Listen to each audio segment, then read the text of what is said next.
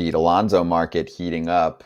If you watched or listened to Fair Territory live right before our show, you heard Ken Rosenthal delivering the news that Pete might be linked to the Toronto Blue Jays. Everyone's linked to the Blue Jays nowadays. They're in the mix. They're becoming the new Red Sox. The Blue Jays are becoming the Red Sox. Well, we tried. Well, we were in the mix, but this doesn't make sense because they have a first baseman. I mean, I know he's only there for 1 year, but would this be a 1 year opt out for Alonso? They could lose Vladdy and Pete after 1 year. That would be tough. And their GM if they don't put a better product on the field. So you might as well go all out. Well, go all out for what they'll let you do. Right. So isn't that but adding a bat where's they going to this? play? Pete wants to play first. Vladdy wants to play first. I mean, I know Vladdy played third base a little bit last year, but you're not putting him at third base for 160 games. You'd have the mix of first, third, Kratz, and DH. He said it early in the offseason. He said he's willing, and the team said Vladdy's willing to play third base. How realistic that is. Come on. But first and third, both those guys in the same lineup. Thump. It helps. When does a player become a value when he's being, quote, disrespected on the free agent market? And then suddenly the front office gets together and goes, wait a second, we're going to get potential 45 home runs for this cost? Well, if you can get them for the right price. Yeah. Well, you know what the price is these days. Not the exact But if you can numbers, get them for the right price and the right years, that's the key. The years is the key. 3 years, I guarantee you that if Pete goes to Toronto, he's going to get one of two things: a 1 year super high AAV to prove it again, or a 3 to 4 year deal with, again, a super high AAV with opt outs. Because he's not going to go to Toronto. I mean, listen, Pete needs to be in New York. I'm sorry. Like Toronto, I get it, but is this posturing? How do we really know Toronto's in? Because they might have made like, hey, we might be in, guys. So everybody get excited, like they were on Shohei, like they were on Soto, like been on everybody. Now, if Sasaki goes there, maybe things change. But also, welcome. God, can we find out where he's going to? Soon, please? But welcome to the market, right? So if you're the Mets and well, then why not sign Bregman too? Who? Bregman, the Jays? Blue Jays. So Bregman would play second? Sign both of them. So you're going to have Bregman at second, Vladdy at third, Pete at first, and Bo at short? Yeah. Sounds pretty good to me. Yeah, they're not going to do that. One of those guys can DH. Yeah. Yeah. Although Pete has said he doesn't want to do that yet. No. And Vladdy doesn't want to do that. How much is that? Vladdy is definitely not doing that when he's about to hit the market, and he's, 26? That's why it's a weird fit. It is a weird fit. What if the rumors we heard about the Mets checking in on Vladdy were part of this? No, they're not. I mean, Ken mentioned it already. The plan is for them to keep Vladdy. It's not a play. Could it be a play? Sure. Is it likely? No. I don't think it's a play. I think they're trying to figure out a scenario where they would have both of them. Or Pete's just trying to inch his way back to a number, and you need to have a market. You need to have other teams involved. How many times do you see this happen where leaks, I'm going to use air quotes, which I hate, leaks happen? God, I look good in my GM attire, don't I?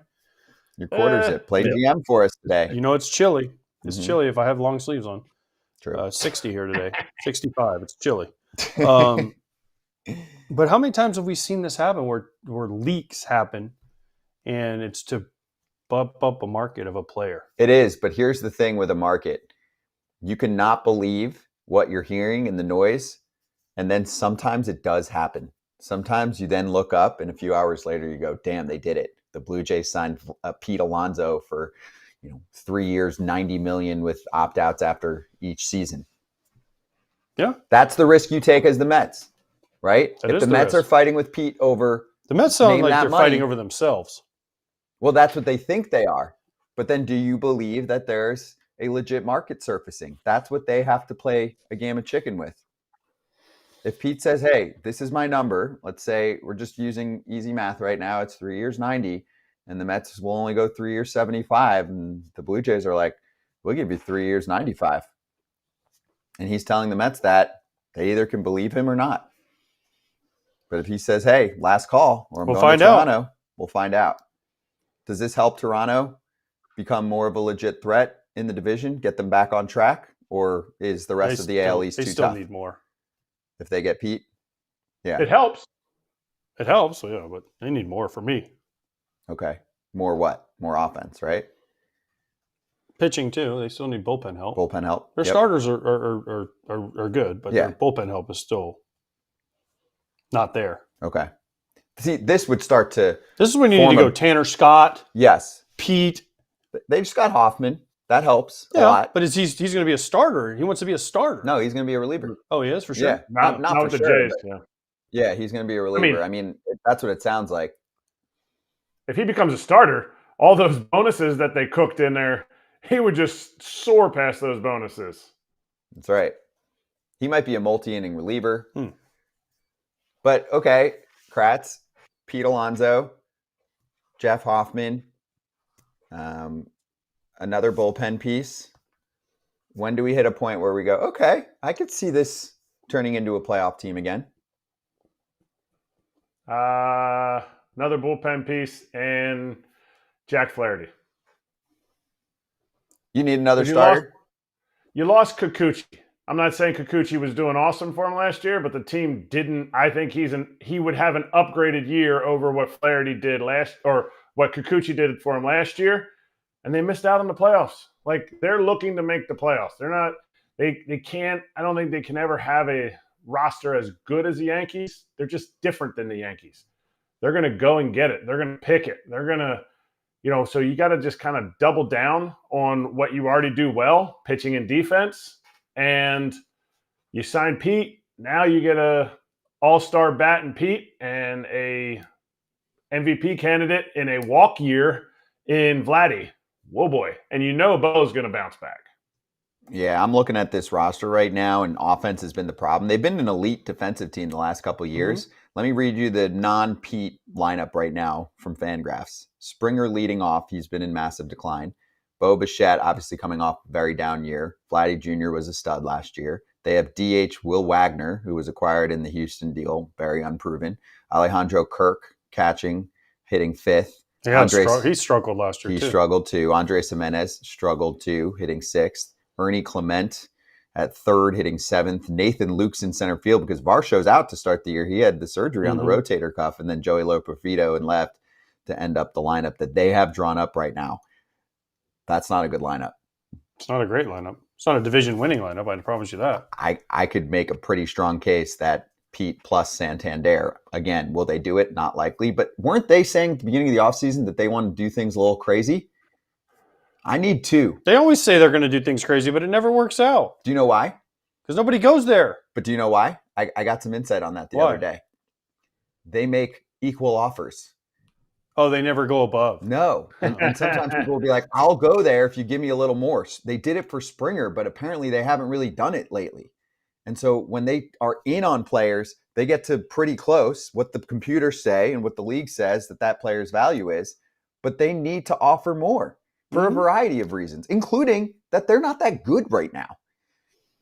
That's a problem. You got to do what the Tigers did in the Nats. We talked about this the other day. The Nats and the Tigers, when they were at the point of we're going to be good, Tigers overpaid Pudge and Maglio to get people to say, oh, the Tigers are going to be a threat. Mm-hmm. They went to the World Series in 2006, right?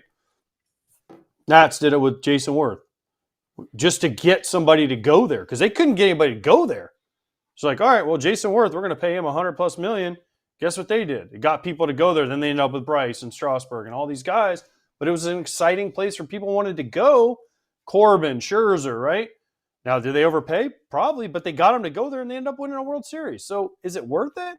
I think so, but you got to pick the right guys and you got to be willing to overpay. If it's not a popular destination like LA, some of the New Yorks possibly, even, maybe the Texases at some point, but like Boston, guess what? You're going to have to overpay to get guys now because you're not winning every year. If you win every year, guys are like, okay, I can overlook a few $1 million to go play there. Teoscar Hernandez. Yes, to go back to LA. I'm in LA. I love it. He claims that he got better offers, but he took less money to stay in LA, and then people complain. But you're complaining about a machine that has been consistently good, treats their players well, and that's why players would sign there for less. I have to throw this in because I've never said this on the show, but if we do have a salary cap someday, that will happen everywhere because money will matter less because you'll shrink salaries. So players will just form super teams even more so because they'll be like, oh, it's only a few $1 million difference on a long-term deal. I'm going to sign with the Dodgers. So you think that's going to solve the problem? It would actually make it worse, in my opinion. But okay, just throwing that out there. That's kind of what happens in the NBA. Exactly. Right? The NBA, and then they have all these exceptions where you can get a veteran exception, the Larry Bird exception, the guy wear a jockstrap extension. Yeah. This guy wears goggle exception. This guy has a upside down headband exception. I mean, it's like, all right, there's always exceptions. I mean, the Boston Celtics have like a $700 million payroll. I know it's not that high, but it's crazy because they have all these exceptions. And guess what they did? They won.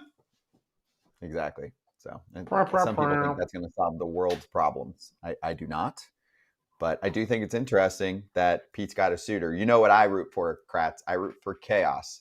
And chaos means, as much as I would love to see Pete be a Met for life and all of that, if we're getting this kind of game going, I want to see him go somewhere else at this point and say, hey, you didn't think I was worth this? Stick it. I'm going to go put up 50 homers a year for the Blue Jays, or maybe just one season and then hit the market again. Angry polar bears are the most dangerous types of bears. That's it. That's the quote that we're going to use on social media. Nailed it. All right, so we'll take a quickie break, and then we'll actually go over another team in the Mets division, the Phillies. We've gotten a lot of questions about them lately, so we figured let's bring on Scott Franzke again, the radio broadcaster, to talk us through any changes they have left before spring training.